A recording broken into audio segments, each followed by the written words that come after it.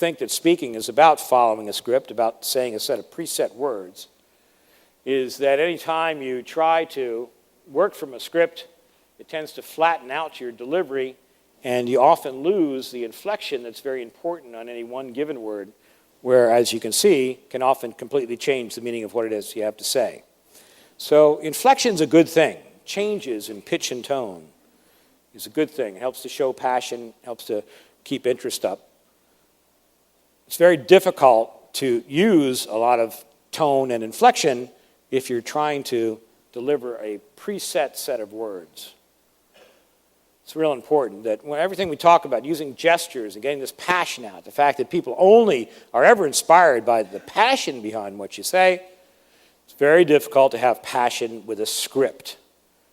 What you really want to do is you want to approach virtually every presentation as if you've never seen it before.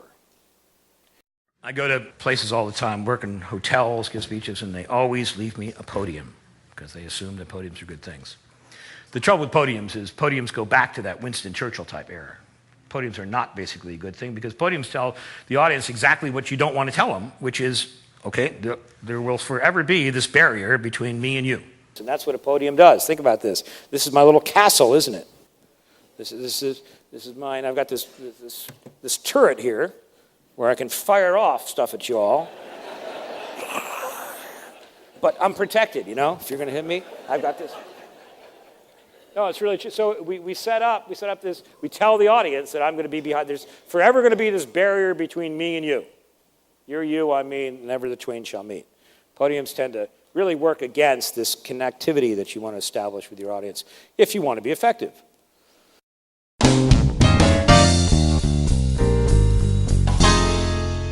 Just a little bit on organization, on putting a presentation together in a way that can help people follow it and also, again, make sure they're engaged. Anybody here listen to WIIFM?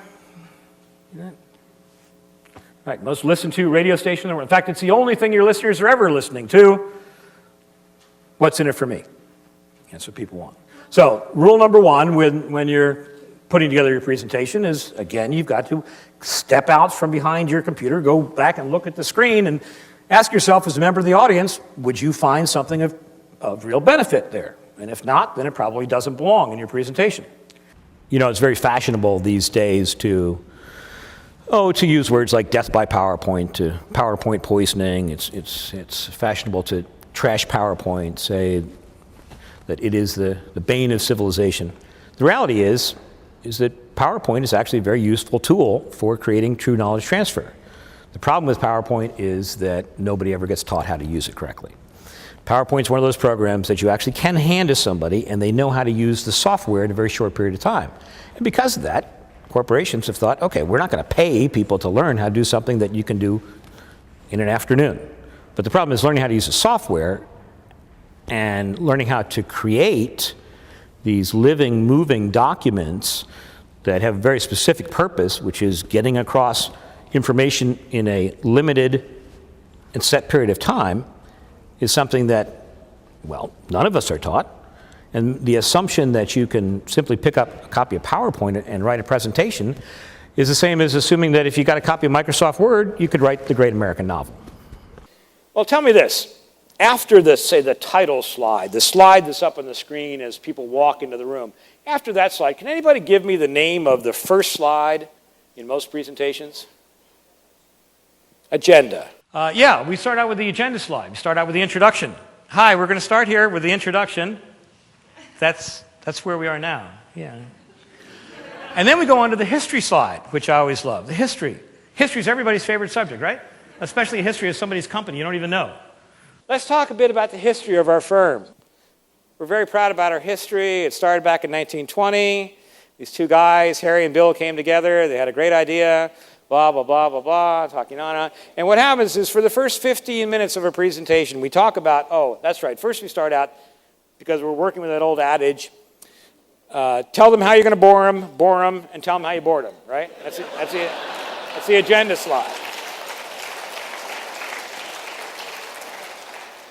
Then we get into the history of our company, because I have to tell you all about our company.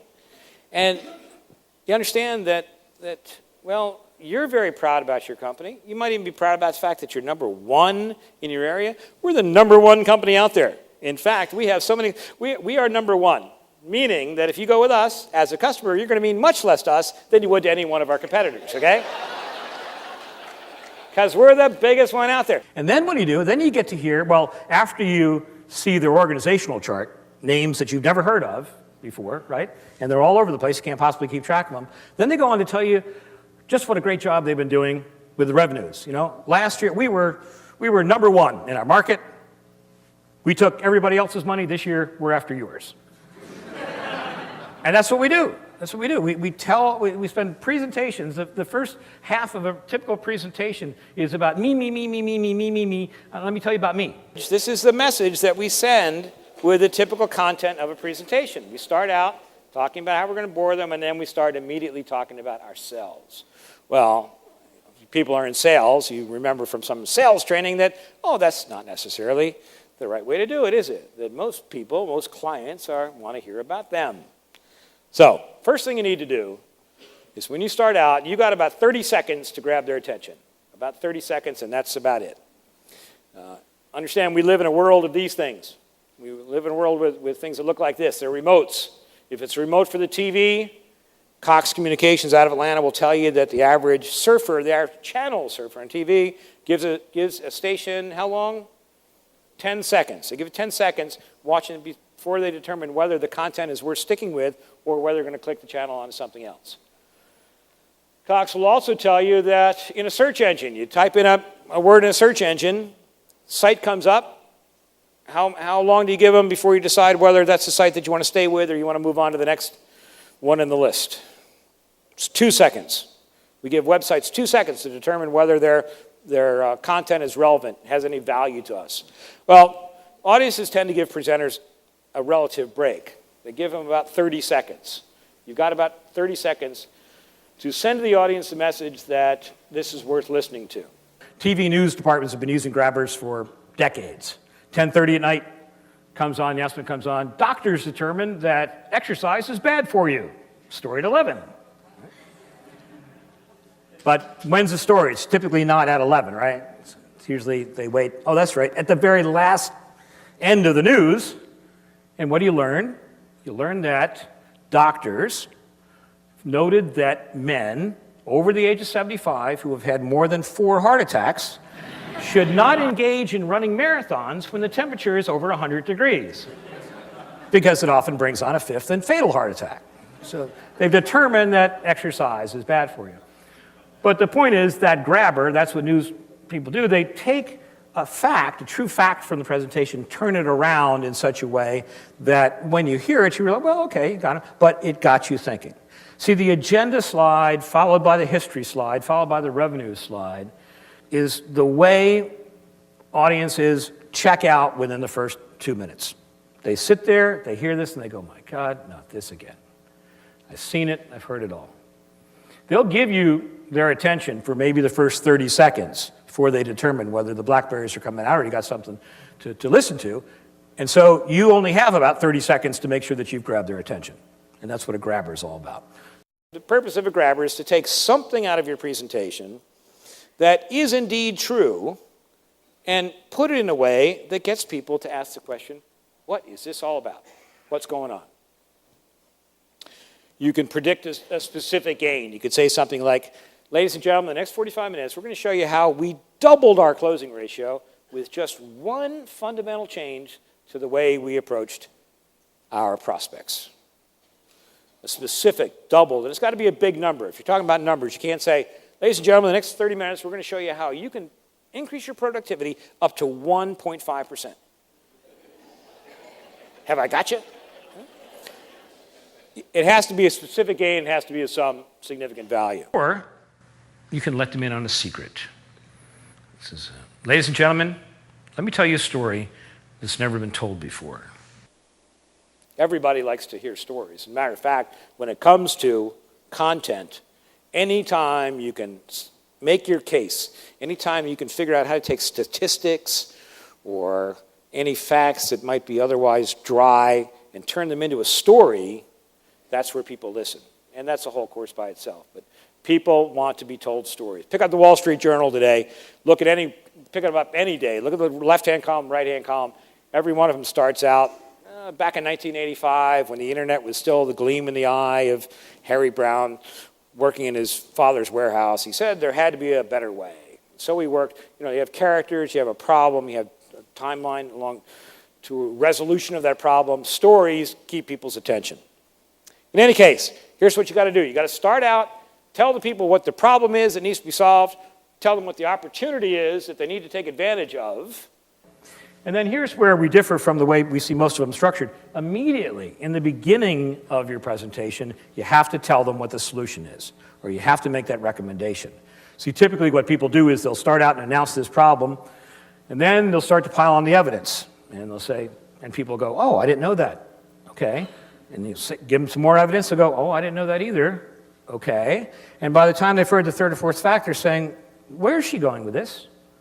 You see, what you have to do is you have to create the context. So you have to tell people exactly where you're going, what your solution is right from the start, so that as you provide this evidence, people can hear it and say, oh, I didn't know that, but, well, yeah, I guess that's right. If that's true, then that is the only solution. And then you bring in the evidence, and again, hopefully the evidence will include benefits to the audience because it's the only thing they're ever listening to. Then, at the end, and here's something, believe it or not, this is something we rarely see.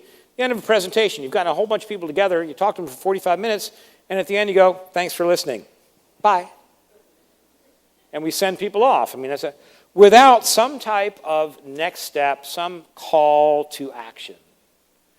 And call to action is just like you all know that's the mistake that new salespeople make, is they often go out, they're great public relations people for the company, right? They sing a great song. Oh, that's right, they forgot to ask for the order. Well, having a call to action, and it doesn't have to be anything big. You just implant in their minds some future action that they have to take. So, okay, given all this, would you do me a favor? Just send me an email. Would you send me an email? Tell me the 3 different products that you're most interested in, and let me get you some samples. Let me get you some, or let me see if we can set up a demonstration for you. Just send me. You put in their minds some future event, some future action they have to take, for the sole reason of giving them some reason to think about your presentation after they've walked out the door. Otherwise, people go on in their multitasking lives. They've got all other things to think about. And this was an interesting presentation, but there is no reason beyond here to think back about what you had to say. You need to have a call to action, a next step. And then finally, if you can, you want to end with a bang. And the reason you want to end with a bang is the same reason that an Olympic gymnast goes out and flips over the bars, does all this fantastic stuff in the air. What does she have to do to earn the points? Stick the landing, exactly. End with a bang. So, as you go forth from here tonight, you will be thinking about eye contact. You'll want to be holding eye contact with people through the end of a thought. And when you do, what you'll find is although in the beginning people might, because they've been trained that way, might not look back at you, but just a few minutes into your presentation, you're going to see that people react quite differently than how they've ever reacted before. And the next time you get up to speak and you put this all together, you nail it.